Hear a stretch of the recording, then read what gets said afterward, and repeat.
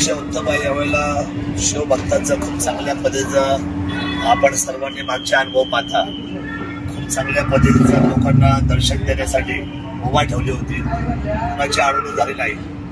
नेहमीचं वरचं जे मराठा संघाचं जे व्यासपीठ आहे ते आपण यावेळेला बदललं आणि पूर्वेच्या बाजूने घेतलं. त्यामुळे बराचसा एक्सेस झाला आणि पोलीस बंदोबस्त जिल्ह्यातून चांगला आहे. नवीन एसपी जे आले, नवीन कलेक्टर जे आले, किंवा प्रांत साहेब असेल, तहसीलदार असेल आणि वेगवेगळ्या डिपार्टमेंटच्या सर्व लोकांनी अतिशय सुंदर नियोजन केलं. त्याबद्दल काही दुमत नाही. पण नियोजनाचा अभाव मात्र फक्त आज पाहायला गेलं तर भगवे झेंडे ही आपल्या स्वराज्याची शान आहे. एकही भगवा झेंडा नाही. वास्तविक नारायणगावपासून ते सगळे भगवे झेंडे लांबणं काही लोक त्या फेसबुकवर आणि मीडियावर सोशल मीडियावर कार्यकर्ते टाकत असतात. काही राष्ट्रवादी म्हणून बोलतात, काही शिवसेनामध्ये म्हणतात, काही काँग्रेसमध्ये, कुठे कुठल्या पक्षाचे. शिवजयंतीलाही पक्षाचं स्वरूप नसावं. खरं तर विद्यमान आमदार जे असतात ते या शिवजयंतीच्या कार्यक्रमाचे अध्यक्ष असतात. हा अलिखित प्रोटोकॉल आहे. म्हणजे तिथं कोण आहे पाहणार तर आमदारच पाहणार. वास्तविक आमदार आणि आमदारांच्या सर्व कार्यकर्त्यांनी सोशल मीडियावर काही चर्चा करण्यापेक्षा आमचे फोटो काढणे किंवा आम्ही तिथं झेंडे दिसत नाही हे आपलं काम आहे. आपल्या टीमने हे सर्व काम केलं पाहिजे. आणि शिव जन्मभूमीमध्ये त्रुटी काढून काय धन्यता मांडण्यापेक्षा शिवरायांची भूमी ही आपली ताकद आहे, ही आपली ऊर्जा आहे, ही आपली पॉवर आहे, जी शिवरायांनी जन्माने आपल्याला दिलेली. या भूमीचा सन्मान आपण राखला पाहिजे. कुठलंही आपण व्यंगत्व घेऊन किंबहुना कुणाला तरी कमीपणा दाखवायचा म्हणून आपण तिच्यासारखं बोट ठेवून आपण शिवभूमीचा आपण करतोय का याचा विचार साकल्याने आपण सर्वांनी आपल्या मनाला विचारला पाहिजे. शिवजयंती ही शिवरायांची आहे, कुठल्या पक्षाची, जातीची, धर्माची नाही नव्हती आणि ती कुणी करायचा प्रयत्न करू नये. माझी विनंती राहील.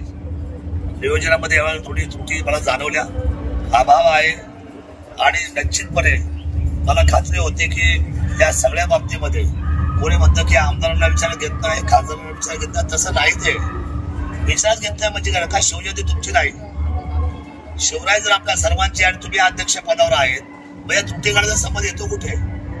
तर यावेळेचं नियोजन थोडंसं गडबडलेलं आहे. प्रशासन काम करतंय. म्हणजे प्रशासन कुठलं? कलेक्टर पासून खालचं.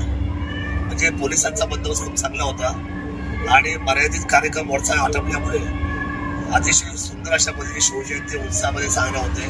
मी नेहमी सांगत असो, रांगोळ्या काढा, गुढी उभारा, गोडधोड वाटा, आनंदाने नाचा, बागडा. हा दिवस काही लोक म्हणतात की आम्हाला आरक्षण, काही लोक म्हणतात आम्हाला कांदा, काही लोक म्हणतात आम्हाला द्राक्ष, काही म्हणतात आम्हाला आंबो. मला एक सांगा, शिवरायांचा एक दिवस, या दिवसाचं पावित्र्य महात्म्य आपण टिकवलं पाहिजे. या दिवशी आनंदोत्सव साजरा करा आणि दुसऱ्या दिवशी तुम्ही घेराव घाला ना. मुख्यमंत्र्यांना घेराव घाला. मी तुमच्याबरोबर येतो कुठल्या विषयावर. मी शेतकऱ्यांचा पुत्र आहे. मी शेतकऱ्यांच्या हितासाठी कुणाबरोबर यायला तयार आहे. परंतु आजचा दिवस या शिवभूमीमध्ये तमाशा करण्याचा नाही. मेहरबानी हात जोडून विनंती करतो सर्वच माझ्या नागरिकांना, माझ्या शिवभक्तांना आणि माझ्या शेतकरी बांधवांना, शिवरायांचं महत्व कमी होऊ देऊ नका. शिवरायांच्या भूमीचं महत्व कमी होऊ देऊ नका. जगामध्ये डंका वाजला पाहिजे शिवरायांचा आणि तोच दिवस आहे आजचा.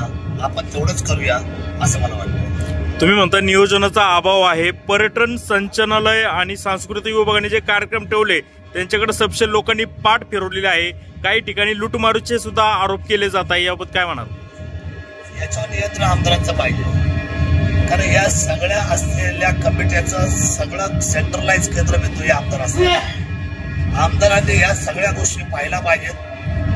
आणि मला माहिती आज घरामध्ये दुःख आहे, पण तरी सुद्धा बसून नियोजन ते करू शकतात. त्याने ते करायला पाहिजे होतं.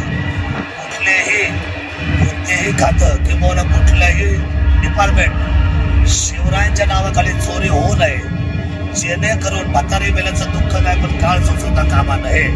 हे शिवराय आहेत आणि या बाबतीमध्ये कुणाचीही हलगर्जीपणा किंवा कुणाची चोरी ही निर्माणी करून सहन केली जाणार नाही.